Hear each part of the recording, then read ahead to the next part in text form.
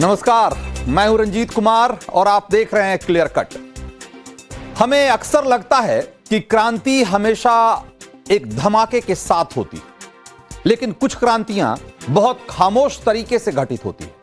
पिछले कुछ सालों में नक्सलवाद, माओवाद, लाल आतंक, इस तरह के शब्दों की धमक अगर राष्ट्रीय समस्याओं की लिस्ट में कम हुई है तो एक कितनी बड़ी क्रांति है, यह आप शायद तब तक नहीं समझ पाएंगे जब तक आपने इस विचारधारा के नाम पर होने वाली हिंसा को या तो खुद नहीं झेला हो या करीब से देखा नहीं। 1947 में अंग्रेजों से मिली आजादी के बाद भी कैसे हमारे देश का एक बहुत बड़ा हिस्सा नक्सलवाद की हिंसक विचारधारा का गुलाम बने रहने के लिए मजबूर था, इसकी खौफनाक कहानी, इसकी दर्द भरी कहानी हम आगे बताएंगे। लेकिन उससे पहले जरा आज नक्सलवाद पर विजय की कहानी की शुरुआत उस तस्वीर के साथ करते हैं, सबसे सशक्त, सबसे जोरदार है और सबसे क्रांतिकारी तस्वीर है आज। क्योंकि बंदूक उठाने से ज्यादा बड़ी क्रांति तब घटित होती है जब हिंसा को रास्ता मानने वाले लोग हथियार छोड़कर हाथों में संविधान थाम लेते हैं। यह वीडियो छत्तीसगढ़ के जगदलपुर का है और आज यहां 218 नक्सलियों ने पुलिस के सामने सरेंडर किया। अपने अपने हथियार भी उन्होंने पुलिस को सौंप दिए। फिर इन सभी पूर्व नक्सलियों को भारतीय संविधान की किताब और एक एक गुलाब भेंट की गई। सभी का मुख्य धारा में खुलकर स्वागत किया गया। हाथों में संविधान और गुलाब लिए पूर्व नक्सली सिस्टम के लिए, समाज के लिए, प्रशासन के लिए कल तक कितने खतरनाक थे, इसका अंदाजा आप इस बात से लगाइए कि इनके सिर पर कितने बड़े बड़े इनाम रखे गए थे।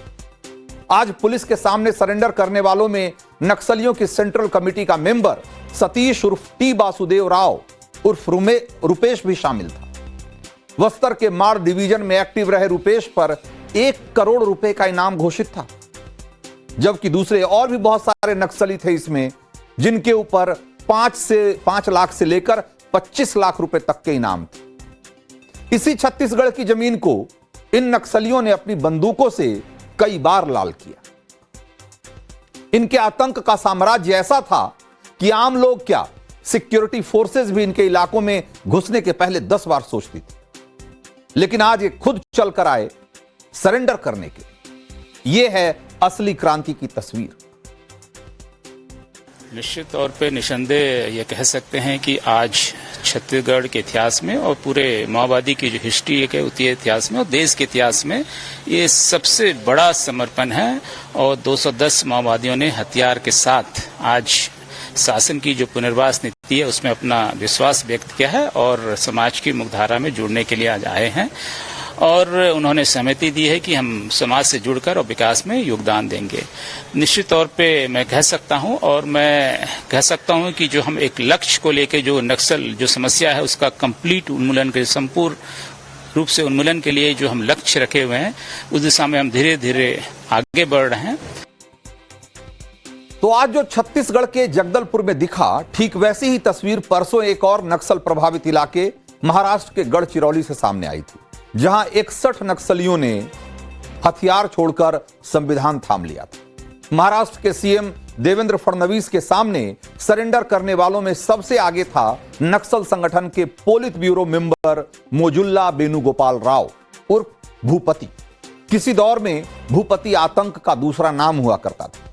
छत्तीसगढ़ की सरकार ने तो भूपति पर करीब 1.5 करोड़ रुपए का इनाम रखा हुआ था। दूसरे राज्यों के अगर इनाम मिला दें तो भूपति पर करीब 6 करोड़ रुपए के इनाम थे। उस भूपति ने हिंसा का रास्ता छोड़कर अब शांति की राह अपनाई, शांति और विकास को तरजीह दी। तो गढ़चिरौली से लेकर बस्तर तक से जो सामने आ रही है बदलाव की तस्वीरें हैं, जिसे आप समझें तभी असल में समझ पाएंगे जब आप वक्त की किताब के पन्नों को थोड़ा पीछे पलट कर देखें। आपको एक बार उन लाल पन्नों को देखना होगा, पढ़ना होगा, जिसमें दर्ज है लाल आतंक की, मौत की, दहशत की सैकड़ों खौफनाक कहानियां। साल 2010 6 अप्रैल इसी छत्तीसगढ़ के दंतेवाड़ा में माओवादियों ने सीआरपीएफ के 75 जवानों को एक साथ मार डाला था। और जब तस्वीरें देश के सामने आई तो हर किसी की रूह कांप गई थी। 17 मई 2010 दंतेवाड़ा में ही एक बस को माओवादियों ने आईडी लगाकर उड़ा दिया था, लैंडमाइन से उड़ा दिया था। 40 से ज्यादा लोग मारे गए थे, जिसमें सुरक्षा बलों के साथ साथ आम लोग भी थे। कौन भूल सकता है 25 मई 2013 की तारीख, जब इसी छत्तीसगढ़ के सुकमा जिले के दरभा घाटी में नक्सलियों ने हमला करके कांग्रेस की जो छत्तीसगढ़ की पूरी लीडरशिप है उसको एक झटके में खत्म कर दिया। कांग्रेस के बड़े बड़े नेताओं और सुरक्षा कर्मियों के साथ कुल 29 लोगों की हत्या कर दी गई थी। यह तो मैं आपको चंद घटनाओं के बारे में बता रहा हूं। रेड टेरर की इतनी खौफनाक कहानियां हैं कि ये अगर एक एक करके बताने लगूं तो पूरा दिन निकल जाए। नक्सल त्रासदी की पूरी पिक्चर अगर समझनी है तो आप बस इतना जान लीजिए कि नक्सलियों से लड़ते हुए इस देश के 4128 जवान शहीद हो चुके हैं और 5,500 से ज्यादा आम लोग भी नक्सली हिंसा में मारे जा चुके हैं।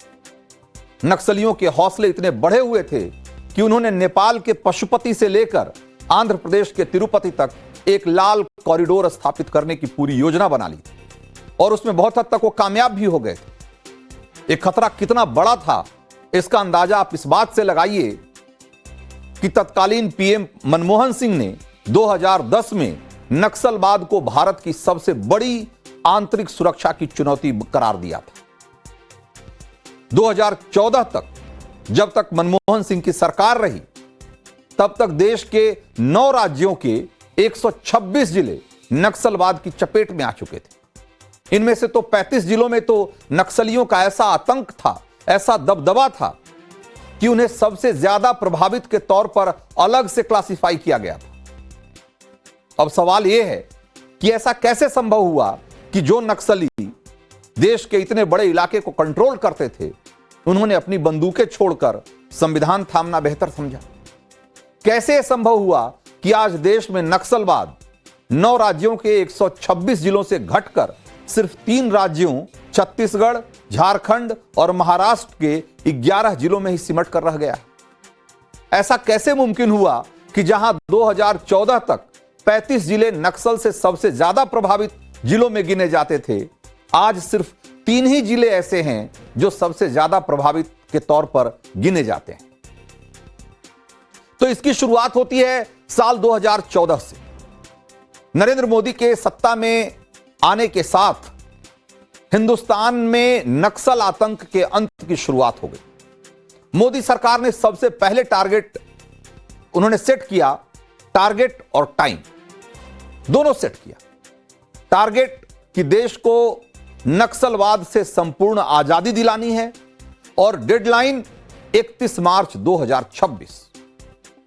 मोदी सरकार ने नक्सलवाद को जड़ से खत्म करने के लिए मिशन मोड में काम किया और एक काम 3 लेवल पर हुआ।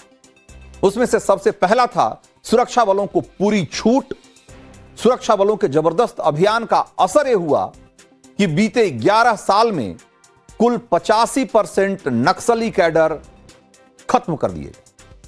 मोदी सरकार ने नक्सलवाद के खिलाफ इस लड़ाई में श्रम और संसाधन दोनों झोंका। पहले जहां नक्सलियों के खिलाफ अभियान में सिर्फ 2 हेलीकॉप्टर थे, अब आज की तारीख में 12 हेलीकॉप्टर, जिसमें से 6 बीएसएफ और 6 एयरफोर्स के हेलीकॉप्टर हैं, वो हर टाइम उपलब्ध होते हैं। दूसरा यह किया गया कि रेड जोन में खुफिया तंत्र को और मजबूत किया गया, जिससे नक्सलियों के एक्शन से पहले ही उनका लोकेशन पता करके उनको मात देने में कामयाबी मिलने लगी। और इस लड़ाई का जो तीसरा मोर्चा है वो है विकास का मोर्चा। मोदी सरकार ने नक्सल प्रभावित इलाकों में विकास योजनाओं की 100% इंप्लीमेंटेशन इंश्योर की। उन्होंने सुनिश्चित किया कि इन इलाकों में जो विकास की योजनाएं हैं वो 100% पूरी की जाएगी। इसे बस एक ही उदाहरण से मैं आपको बताता हूं। साल 2004 से 2014 के बीच नक्सल प्रभावित इलाकों में सिर्फ 2900 किलोमीटर सड़कें बनी थी, लेकिन 2014 से 2024 के बीच इस इलाके में 14,400 किलोमीटर नई सड़कें बनाई गई। इन इलाकों में 6,000 मोबाइल टावर लगाए गए। शिक्षा और स्वास्थ्य के क्षेत्र में भी बड़ा निवेश किया गया। तो एक साथ तीनों मोर्चों पर शुरू हुई इस लड़ाई का असर यह हुआ कि नक्सली अपने ही इलाकों में कमजोर पड़ते चले गए और आम लोगों के सामने जब तरक्की की राह खुली तो उन्होंने नक्सलियों की साजिशों के खिलाफ सरकार और सिस्टम का मजबूती के साथ उसके साथ खड़ा होना शुरू किया, उसका समर्थन करना शुरू किया।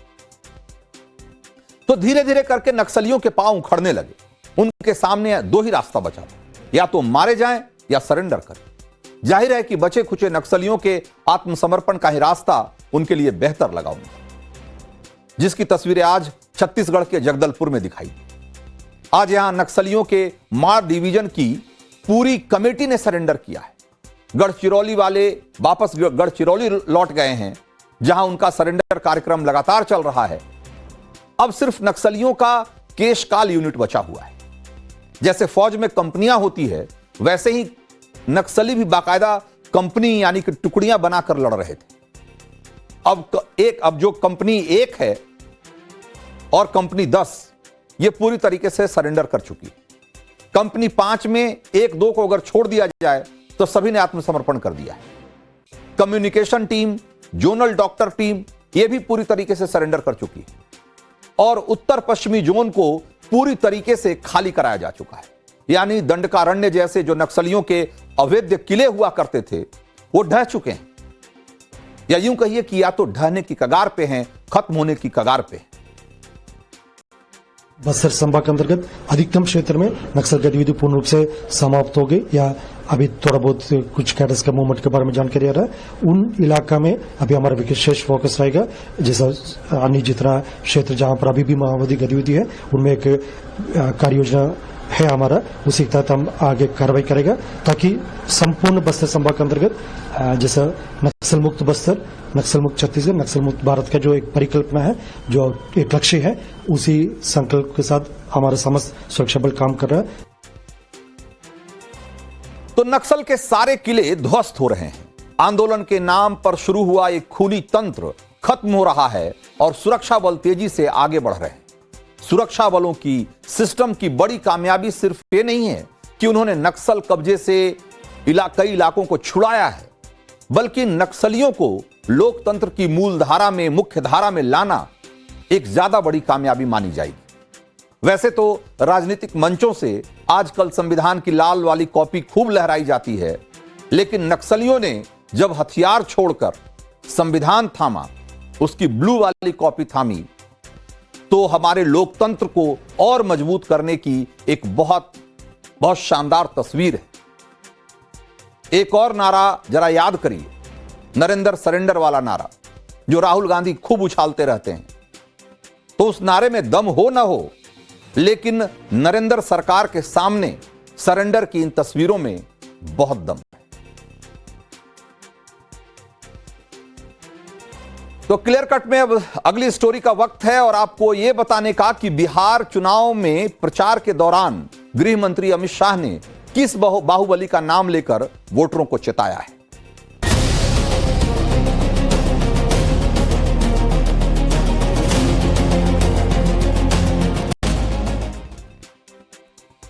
तो 5 नवंबर को होने वाले पहले चरण के चुनाव के लिए नॉमिनेशन की तारीख आज खत्म हो गई और पहले फेज के 121 सीटों पर वोटिंग होनी है पहले फेज में।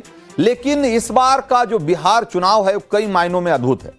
शायद पहली बार ऐसा हो रहा होगा कि विपक्षी गठबंधन की सबसे बड़ी पार्टी ने उम्मीदवारों की लिस्ट ही नहीं जारी की अभी तक और पहले फेज का पहले चरण के नामांकन की तिथि खत्म हो गई। एनडीए ने तो सभी 243 उम्मीदवारों की लिस्ट जारी कर दी है, लेकिन महागठबंधन में अभी भी शायद खींचतान चल ही रही है और शायद नहीं, पक्के तौर पे खींचतान चल रही है। कैसे वो भी मैं आगे बताऊंगा।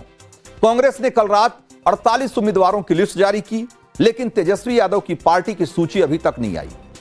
अलग बात यह है इसमें हालांकि कि गठबंधन के उम्मीदवारों ने पहले चरण की सारी सीटों पर नामांकन कर दिया है, लेकिन गजब यह है कि महागठबंधन में कौन कितनी सीटों पर लड़ रहा है यह ना तो जनता को पता है और ना अलायंस को भी नहीं पता है। क्यों, वो मैं आपको आगे बताऊंगा। हालत यह है कि खुद को जो डिप्टी सीएम के पद के दावेदार बताते रहे हैं मुकेश सहनी, वो चुनावी मैदान छोड़कर ही चले गए।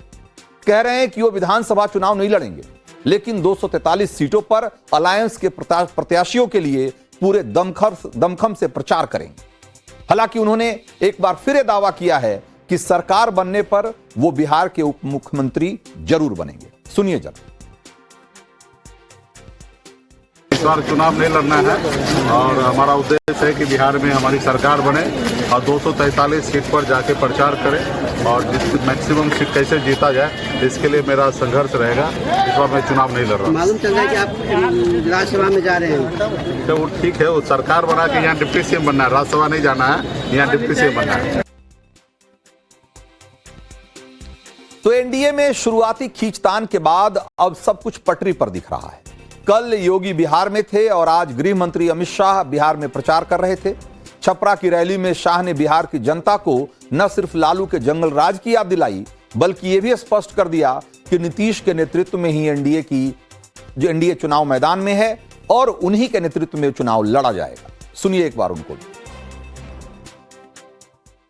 एनडीए का जो लड़ाई है, नीतीश कुमार जी का जो लड़ाई है, वो लड़ाई उस वक्त भी लालू के जंगल राज के खिलाफ थी और आज भी जंगल राज के विचार के खिलाफ हमारा लड़ाई है। और भाइयों बहनों, जिस प्रकार का माहौल बिहार में बना है, एनडीए 20 साल में सबसे बड़े बहुमत के साथ बिहार में सरकार बनाने जा रहा है। हम बिहार में नीतीश कुमार जी के नेतृत्व में लड़ रहे हैं।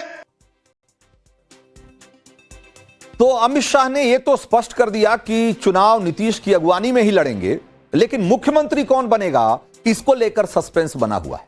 और इसकी वजह यह है कि अमित शाह ने एक ऐसा बयान दे दिया था जिसमें उन्होंने कहा कि बिहार का मुख्यमंत्री विधायक दल तय करेगा और उसके बाद से ही बिहार में मुख्यमंत्री के चेहरे को लेकर एक तरीके से बखेड़ा शुरू हो गया। हालांकि जेडीयू ये कह रही है कि अमित शाह के बयान को तोड़ मरोड़ के पेश किया जा रहा है, कहीं कोई कंफ्यूजन नहीं है, नीतीश ही मुख्यमंत्री का चेहरा है।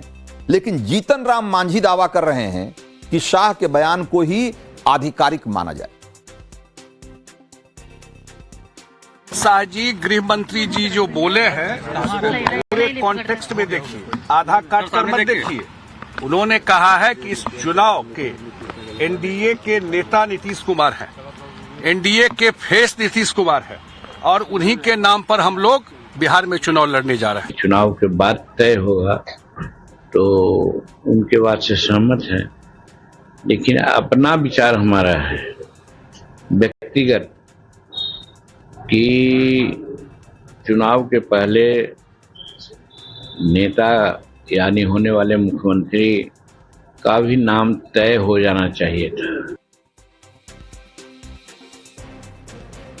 तो किसी के नेतृत्व में चुनाव लड़ना और किसी को मुख्यमंत्री का चेहरा घोषित करना दोनों अलग अलग बातें। हालांकि आज अमित शाह ने पटना में सीएम हाउस जाकर नीतीश कुमार से मुलाकात की।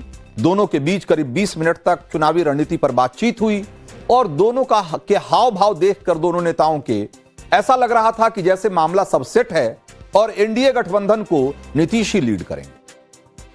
खैर, बिहार में इस वक्त बाहुबलियों पर भी बवाल छिड़ा हुआ है। छपरा की रैली में अमित शाह ने शहाबुद्दीन के बेटे ओसामा को टिकट दिए जाने पर आरजेडी को घेरा। अमित शाह ने क्या कहा, एक बार जरा सुनिए। मैंने जनता दल की अभी आरजेडी की अभी सूची देखी है, वो सूची में शहाबुद्दीन के बेटे का नाम मैंने देखा है। मुझे बताओ, अगर आरजेडी आज भी शहाबुद्दीन के बेटे को टिकट दे तो बिहार सुरक्षित रह सकता है क्या? तो शहाबुद्दीन का बेटा ओसामा सिवान के रघुनाथपुर से चुनावी मैदान में है और यहां जेडीयू ने विकास कुमार सिंह उर्फ जीशु सिंह को प्रत्याशी बनाया है। लेकिन असली चर्चा तो लालगंज सीट को लेकर हो रही है, जहां महागठबंधन की दोनों बड़ी पार्टियों ने अपने अपने कैंडिडेट उतार दिए। वैशाली की लालगंज सीट से आरजेडी ने बाहुबली मुन्ना शुक्ला की बेटी को सिंबल दिया है और इसी सीट से कांग्रेस ने आदित्य राज को उम्मीदवार बना दिया है। मजेदार बात यह है कि आज दोनों ने ही नामांकन दाखिल कर दिया। अब मुन्ना शुक्ला की बेटी शिवानी शुक्ला आरोप लगा रही है कि कांग्रेस ने पैसे लेकर सीट बेच दी।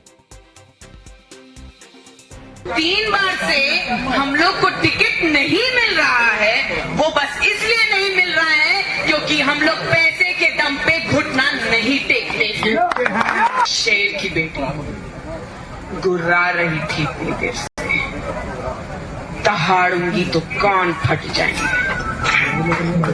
मैं ही शेर की बेटी हूं जो किसी भी आदमी को बकायदा टक्कर दे सकते हैं।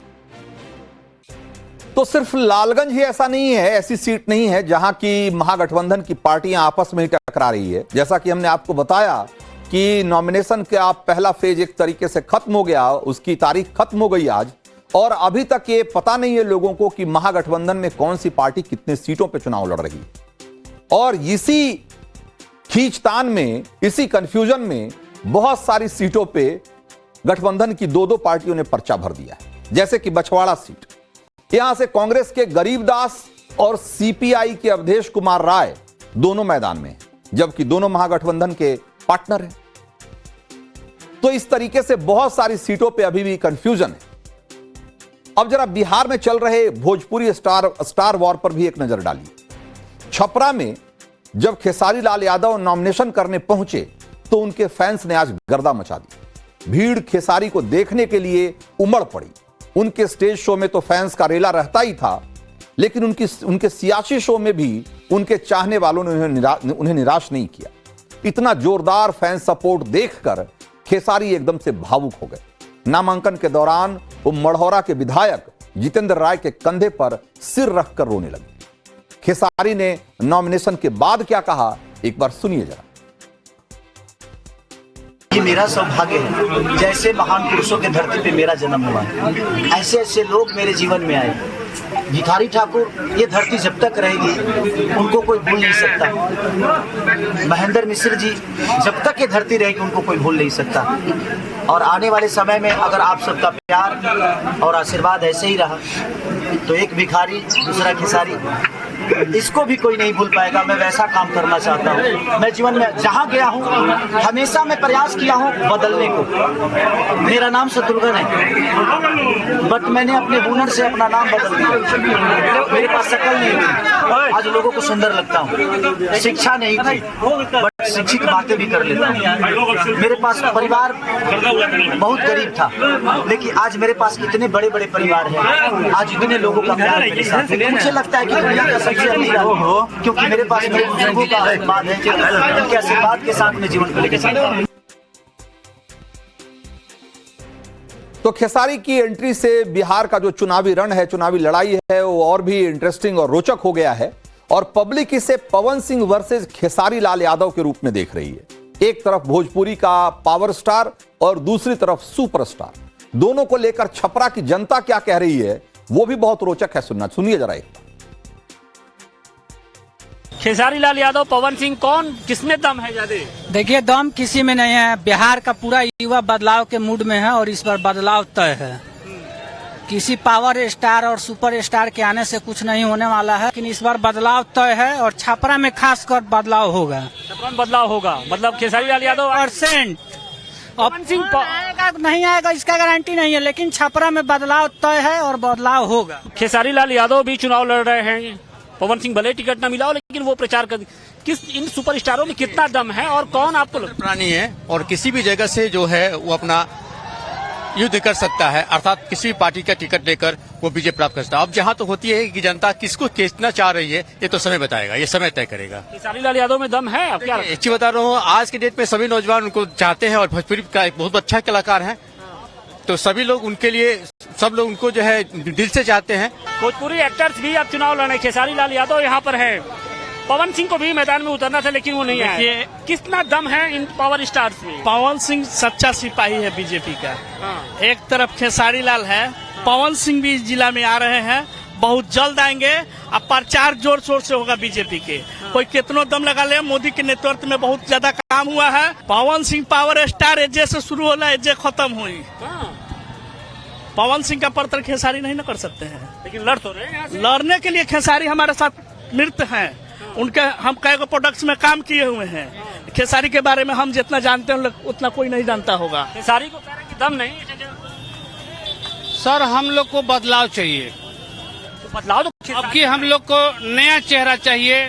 सीएम के पोस्ट पर तेजस्वी चाहिए हम लोग को। तेजस्वी चाहिए, मतलब खेसारी लाल यादव को वोट करेंगे यहाँ? एकदम करेंगे। पवन सिंह कैसे लगते हैं?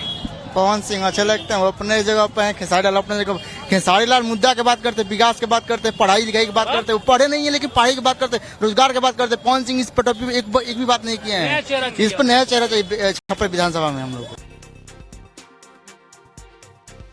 तो बिहार चुनाव में महागठबंधन के अंदर सीट बंटवारे को लेकर जो खींचतान मची हुई है, इस सब के बीच दरभंगा की जाले सीट पर एक अलग तरह का उलटफेर हो गया है। यहां आरजेडी के नेता ऋषि मिश्रा को कांग्रेस ने अपने सिंबल पर लड़ा दिया है।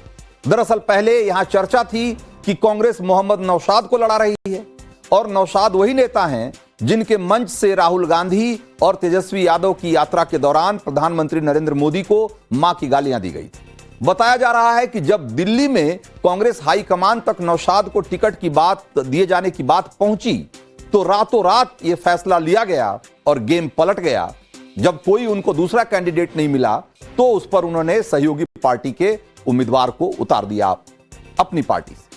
तो महागठबंधन में जाले सीट कांग्रेस के खाते में गई थी, लेकिन इस सीट पर आरजेडी ने दावा ठोका था और आरजेडी चाहती थी कि ऋषि मिश्रा को यहां से उम्मीदवार बनाया जाए। कांग्रेस की घोषित सूची में जाले का नाम तक नहीं था, लेकिन अंदर खाने चर्चा थी कि नौशाद को उम्मीदवार बनाया जाएगा। जैसे ही यह खबर फैली कि कांग्रेस नौशाद को टिकट देने जा रही है, मामला और गर्म हो गया और बीजेपी ने मामले को एक तरीके से लपक लिया। आरजेडी नेता ऋषि मिश्रा जाले से टिकट की उम्मीद लगाए बैठे थे, लेकिन कांग्रेस के खाते में सीट जाने से थोड़े मायूस हो चुके थे। मगर उन्हें पता नहीं था कि सियासत की पटकथा में एक आखिरी ट्विस्ट बाकी था। ऋषि मिश्रा कांग्रेस के दिग्गज नेता ललित नारायण मिश्रा के पोते हैं और पहले जेडीयू से विधायक रह चुके हैं। तो इस चुनाव में, बिहार चुनाव में अभी कैसे कैसे ट्विस्ट और टर्न आने बाकी हैं, उसके बारे में हम आपको बताते रहेंगे। क्लियर कट में एक एक अपडेट देते रहेंगे। फिलहाल रुख करते हैं दूसरी स्टोरी का और आपको ये बताते हैं कि विकास के योगी मॉडल पर किस इंटरनेशनल एजेंसी ने मुहर लगा दी।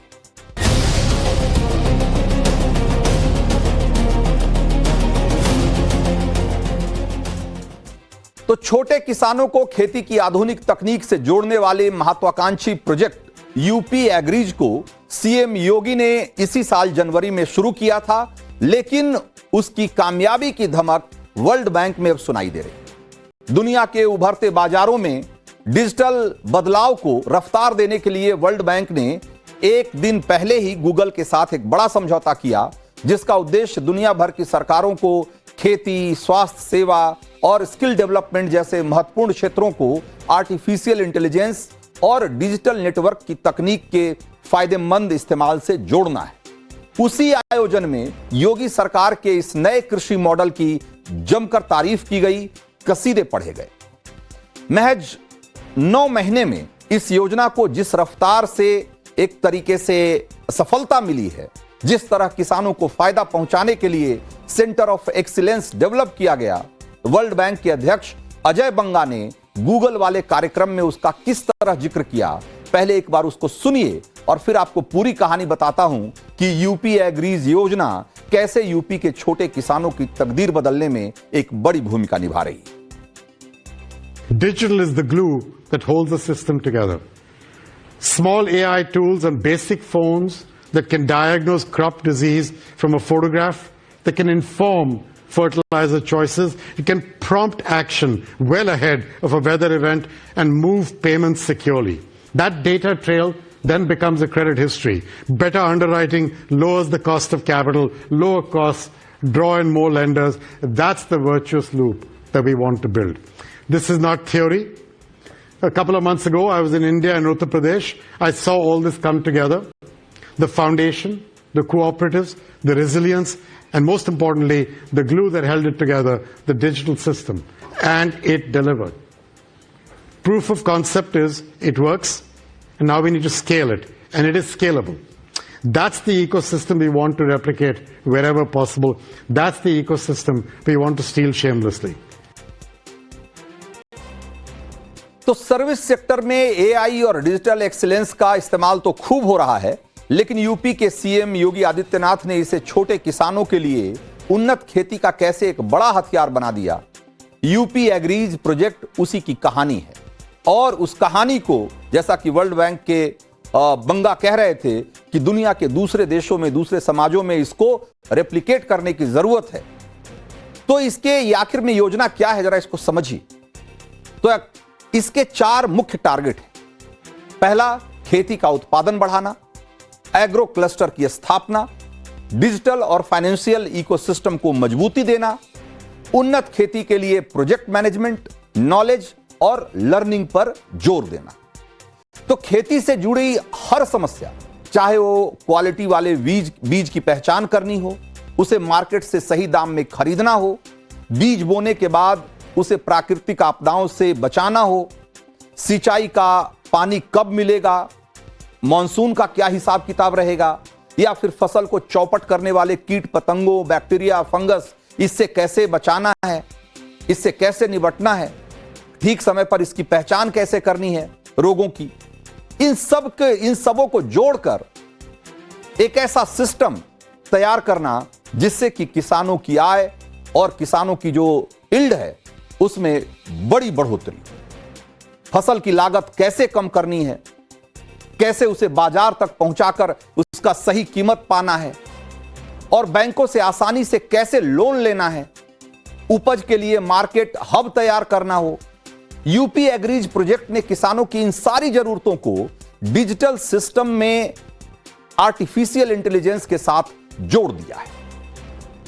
यही नहीं, योगी आदित्यनाथ इस प्रोजेक्ट के जरिए यूपी में मॉडर्न टेक्नोलॉजी को भी इंट्रोड्यूस कर रहे हैं, जिसमें ड्रोन से खेतों में कीटनाशकों का छिड़काव से लेकर मॉडर्न मशीनों से फसलों की कटाई और खेत की देखरेख सब कुछ शामिल है।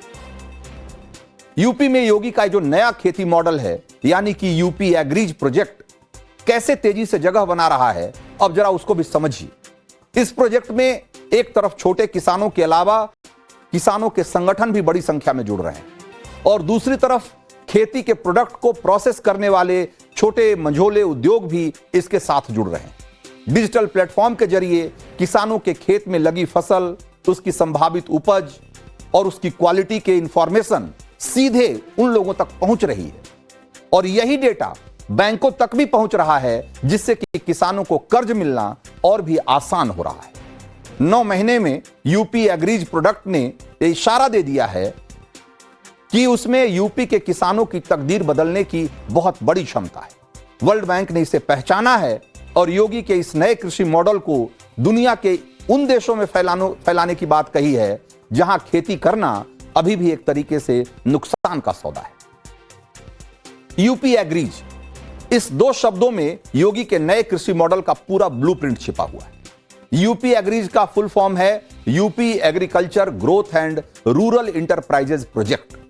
4000 करोड़ रुपए के इस प्रोजेक्ट के जरिए 6 साल में यूपी में खेती की तस्वीर बदलने की पूरी प्लानिंग है।